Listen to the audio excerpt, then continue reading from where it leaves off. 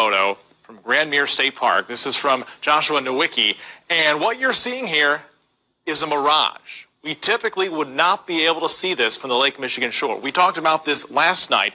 Conditions are right on the lake that we're actually seeing a mirage of the Chicago skyline. Air view of Milwaukee for you. It comes from the other side of Lake Michigan. Now check out this picture. It's of the city lights that were taken last Thursday night in Muskegon, Michigan, some 70 miles away from Milwaukee.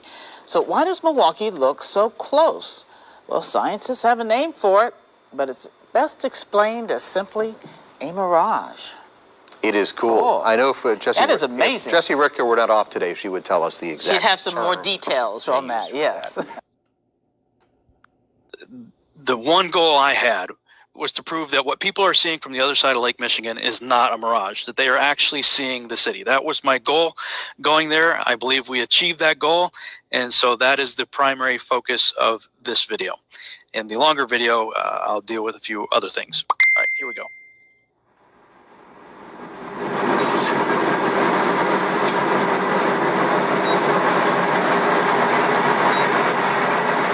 So here's our boat, New Buffalo Harbor, and this is where we fish out of. So we'll take the range out to be southern Lake Michigan. That'll give us that'll give us a distance when I move the cursor over to the river.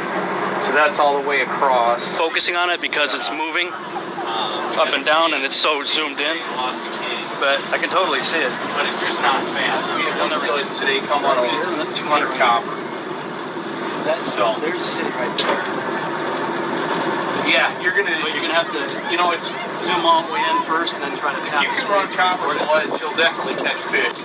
That's amazing. 40 miles away. No, you gotta be doing that.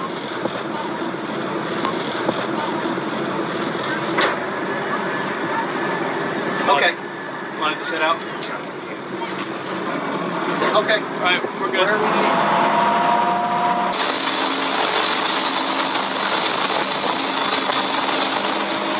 Don't even need the Nikon full fix. Don't need it.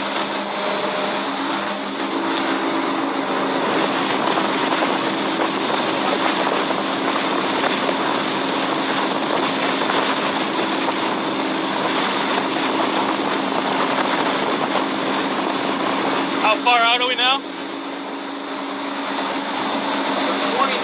from it, and we left at what?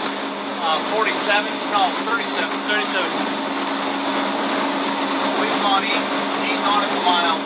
Okay. And we're 29.7 nautical from it. 29 nautical right now? Yep.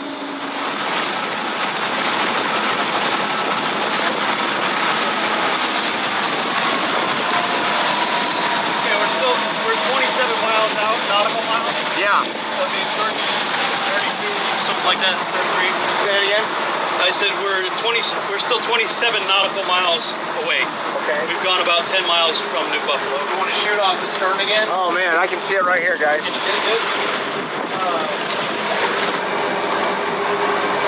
That's a heck of a mirage right there. Say that again, Tony? That is a heck of a mirage right there. Yeah. And hey, just so you know, this whole time, what has been our heading? Our heading has been 280 degrees, which is just 10 degrees off of due west. But we also were using, what was our focal point? Our focal point was the Sears Tower. Which is also known as the Willis Tower, right? Yes, the Willis Tower. The Willis Tower, and we can see it the entire time. We can see it the entire time, and every morning that I fish, I can usually see 2 of the 3. And then when the sun hits the city, you can see 3 of the 3 almost every morning, as long as it's clear. And is it because there's a haze and you finally like cutting through the haze? Yeah, it finally cuts through the haze. The sun angle, as soon as it gets high enough, it hits that white building and it just shines. To keep it, but you don't even need to zoom in. I mean, it's right there. 27 miles out. 20.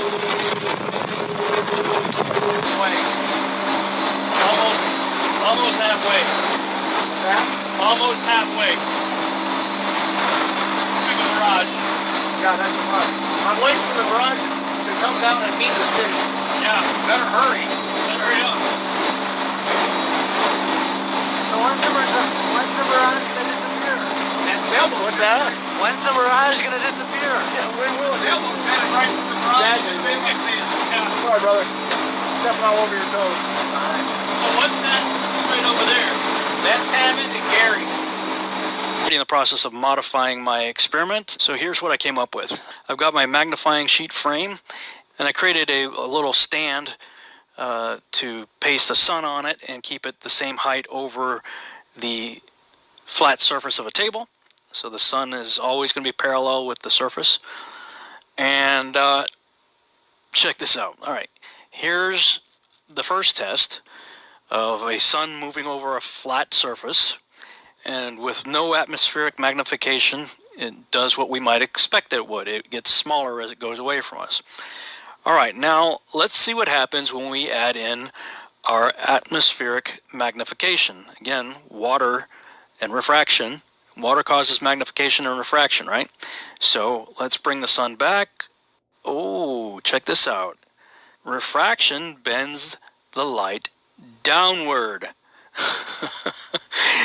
It made the sun set on a parallel surface as it was moving parallel, the same height, the whole way over a flat surface. The refraction caused the sun to set. Not only that, well, let's bring in the beginning of that little test, and we see that it maintained pretty much the same size, too. Pretty close. And of course, that's because as it's moving away, the magnification is still taking place. And so even though the sun's further away than it was in the beginning of the test, the magnification basically preserved the same size, and the refraction made it set. Now, I'm just going to put forward a crazy idea for you to think about. And that is, if Rob Skiba could figure this out, I'm just going to go out on a limb here. I think it's quite possible that the creator of the cosmos could have figured out the same thing and engineered our beautiful sunsets, thanks to all that water he placed in our atmosphere. Just something to think about. Humans, for the most part, don't have a clue. They don't want one or need one either. They're happy. They think they have a good bead on things. Well, why the big secret? People are smart. They can handle it. A person is smart. People are dumb, panicky, dangerous animals, and you know it. 1,500 years ago, everybody knew the Earth was the center of the universe. 500 years ago, everybody knew the Earth was flat. And 15 minutes ago, you knew that people were alone on this planet. Imagine what you'll know tomorrow.